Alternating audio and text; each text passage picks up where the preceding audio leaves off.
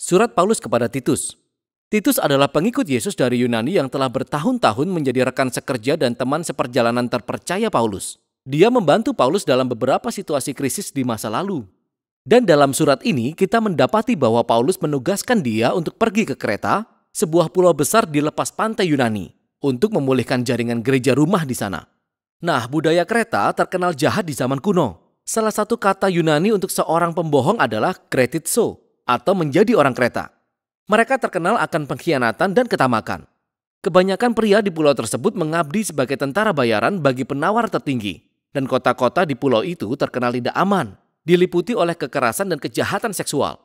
Namun, Pulau Kreta memiliki banyak pelabuhan strategis yang melayani kota-kota di seluruh wilayah lautan Mediterania kuno. Sehingga dari sudut pandang Paulus, Kreta adalah tempat yang tepat untuk memulai jaringan gereja. Nah, kita tidak tahu detailnya. Tapi entah bagaimana gereja-gereja ini berada di bawah pengaruh pemimpin Kreta yang jahat. Mereka mengaku sebagai orang Kristen tetapi mereka merusak jemaat. Jadi Paulus menugaskan Titus ke sana untuk meluruskan segala hal. Dan surat ini memberikan arahan-arahannya. Rancangan surat ini cukup lugas. Setelah pendahuluan singkat, Paulus memberikan arahan yang jelas bagi Titus tentang tugas-tugasnya di jemaat tersebut. Dia kemudian menawarkan pedoman tentang jenis rumah tangga baru. Dan kemudian tentang jenis manusia baru yang dapat diciptakan Injil dalam komunitas Kreta ini. Paulus kemudian menutup suratnya dengan beberapa salam penutup.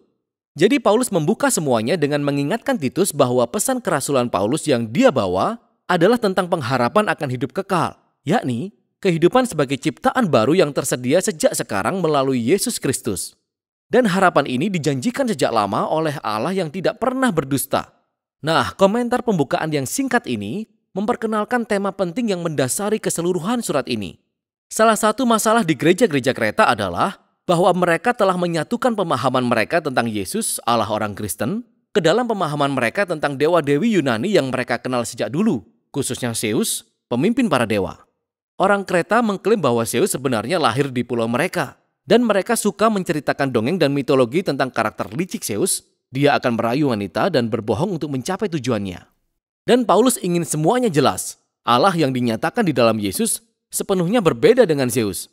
Karakter dasar Allah adalah kesetiaan dan kebenaran, yang berarti cara hidup orang Kristen juga adalah tentang kebenaran, yang akan menjadi perubahan nyata bagi orang-orang Kreta.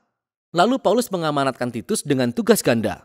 Yang pertama adalah menunjuk para pemimpin baru bagi masing-masing komunitas gereja, sebuah tim yang dia sebut penatua. Para suami atau ayah yang dewasa yang cara hidupnya benar-benar berbeda dari budaya Kreta. Mereka haruslah dikenal sebagai orang yang memiliki integritas, mengabdi sepenuhnya kepada Yesus, memiliki pengendalian diri dan murah hati, baik dalam keluarga maupun dalam masyarakat umum. Dan para pemimpin baru ini akan mengajar kabar baik tentang Yesus dan menggantikan para pemimpin jahat yang harus ditentang. Itulah tugas kedua Titus. Paulus mengidentifikasi guru-guru ini sebagai orang yang bersunat. Dengan kata lain, mereka adalah orang Kreta etnis Yahudi yang berkata bahwa mereka mengikut Yesus. Tapi serupa dengan masalah di Galatia, orang-orang ini menuntut orang-orang Kristen non-Yahudi disunat dan mengikuti hukum Taurat jika mereka sungguh-sungguh ingin menjadi pengikut Mesias Yahudi. Paulus berkata bahwa mereka terobsesi dengan mitos Yahudi dan perintah manusia. Dan pada puncaknya, mereka hanya berada dalam bisnis kepemimpinan gereja untuk menghasilkan uang. Sehingga Paulus dengan langkah brilian mengambil kutipan dari puisi orang Kreta kuno, Epimenides, yang sangat terang-terangan dan jujur tentang karakter bangsanya. Dia berkata bahwa orang Kreta selalu berbohong, bak binatang buas, dan orang rakus yang malas. Mereka mengaburkan batasan antara benar dan salah, antara baik dan jahat, dan mereka hanya mengejar uang. Jadi sementara para pemimpin ini mengaku mengenal Allah, cara hidup Kreta mereka menyangkalnya. Mereka harus dihadapi. Dan hal ini membawa Paulus ke bagian selanjutnya. Oleh karena para pemimpin jahat ini, banyak orang Kristen di gereja-gereja ini memiliki kehidupan keluarga dan pribadi yang benar-benar rusak. Dalam 3 waktu yang berbeda, Paulus menyoroti akibat dari semua ini. Berita tentang Yesus menjadi tercemar. Tetangga-tetangga non-Kristen mereka sekarang memiliki alasan yang bagus untuk membuat tuduhan buruk. Dan semua hal ini membuat pengajaran tentang Tuhan Juru Selamat kita sama sekali tidak menarik dan tidak meyakinkan bagi siapapun. Jadi Paulus memberikan gambaran rumah tangga Kreta ideal yang dikhususkan untuk Yesus. Mereka adalah pria dan wanita yang lebih tua yang penuh dengan integritas dan pengendalian diri. Sehingga mereka dapat menjadi model karakter bagi anak muda. Dan para wanita muda tidak boleh tidur dengan laki-laki sembarangan dan menghindari pernikahan. Seperti kebiasaan yang sedang ngetren saat itu. melainkan mereka harus mencari pasangan yang seiman sehingga mereka bisa membangun keluarga yang stabil dan sehat. Demikian juga untuk pria muda. Mereka haruslah dikenal sebagai warga yang produktif dan sehat. Para budak di Kreta berada pada posisi yang unik karena kita tahu bahwa oleh karena Injil, mereka diperlakukan sejajar dalam komunitas gereja Paulus. Akan tetapi, berbahaya jika mereka memanfaatkan kesetaraan tersebut sebagai kebebasan untuk tidak menghormati Tuhan mereka dan kemudian berbaur dengan pemberontakan budak yang selanjutnya mencemarkan ajaran kekristenan.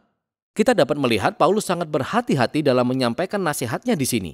Dia percaya bahwa Injil tentang Yesus perlu menunjukkan kuasa penebusannya di tempat umum jika tujuannya adalah untuk benar-benar mentransformasi budaya Kreta. Dan ini tidak akan terjadi melalui pergolakan sosial atau dengan orang Kristen menjauhkan diri dari kehidupan kota. Ajaran Kristen akan menarik orang-orang Kreta ketika orang Kristen sepenuhnya berpartisipasi dalam kehidupan masyarakat umum, ketika hidup dan keluarga mereka terlihat serupa di permukaan. Karena setelah melihat lebih dekat, orang-orang di sekeliling mereka akan menemukan bahwa orang-orang Kristen hidup dengan sistem nilai yang sama sekali berbeda, yang muncul dari pengabdian kepada Allah yang sama sekali berbeda. Dan inilah perbedaan yang Paulus rangkum dengan indahnya di akhir pasal 2. Dia berkata bahwa sistem nilai yang mendorong cara hidup orang Kristen adalah kasih karunia Allah yang terlihat dalam pribadi Yesus dan akan terlihat lagi saat dia kembali. Kasih karunia ini ditunjukkan ketika Yesus menanggalkan kemuliaannya demi kematian yang memalukan menggantikan musuh-musuhnya, sehingga dia dapat menyelamatkan dan menebus mereka. Dan kasih karunia inilah yang memanggil umat Allah untuk berkata, tidak, kepada cara hidup yang jahat yang tidak selaras dengan kemurahan kasih Allah. Lalu dari rumah tangga Kristen, Paulus beralih pada visi kehidupan orang Kristen seperti manusia baru di dalam masyarakat Kreta. Dari antara semua orang, orang-orang Kristen haruslah dikenal sebagai warga yang ideal, membawa damai, murah hati, taat kepada otoritas, selalu mencari kebaikan bersama. Tapi hal ini sungguh berbeda dari cara hidup orang Kreta selama ini. Bagaimanakah seharusnya orang Kristen mempertahankan cara hidup yang menentang budaya ini? Paulus percaya sumber kekuatannya adalah kasih yang mengubahkan dari Allah Trinitas yang diberitakan dalam Injil. Dan dia menjabarkan hal ini dengan puisi yang sangat indah. Dia berkata bahwa kebaikan dan kasih Allah lah yang menyelamatkan kita, terlepas dari diri kita sendiri. Sehingga melalui Roh Kudus, Allah membersihkan, melahirkan kembali dan memperbarui manusia. Dan melalui Yesus, dia telah menyediakan jalan bagi manusia supaya dibenarkan di hadapannya. Dan semua ini membuka kehidupan kekal, yakni sebuah masa depan baru dalam ciptaan baru. Kisah yang hidup ini sangat berkuasa sehingga dapat menghasilkan jenis manusia baru. Paulus yakin bahwa kesetiaan yang dipenuhi oleh Roh terhadap pengajaran Yesus akan menyatakan kasih karunia Allah di seluruh pulau Kreta dan di seluruh dunia. Paulus menutupnya dengan berjanji untuk mengirimkan bantuan bagi Titus, apakah Artemas atau Tikhikus. Kemudian dia menyampaikan salam kepada teman-temannya, dan demikianlah surat ini berakhir. Surat Titus menunjukkan strategi misionaris Paulus bagi gereja-gereja untuk menjadi agen transformasi di dalam komunitas mereka. Itu tidak akan terjadi dengan melakukan perang budaya atau bercampur dengan cara hidup orang Kreta. Melainkan, dia memanggil orang-orang Kristen ini untuk dengan bijak berpartisipasi dalam budaya orang Kreta. Mereka harus menolak apa yang jahat, tetapi juga menerima apa yang baik di sana.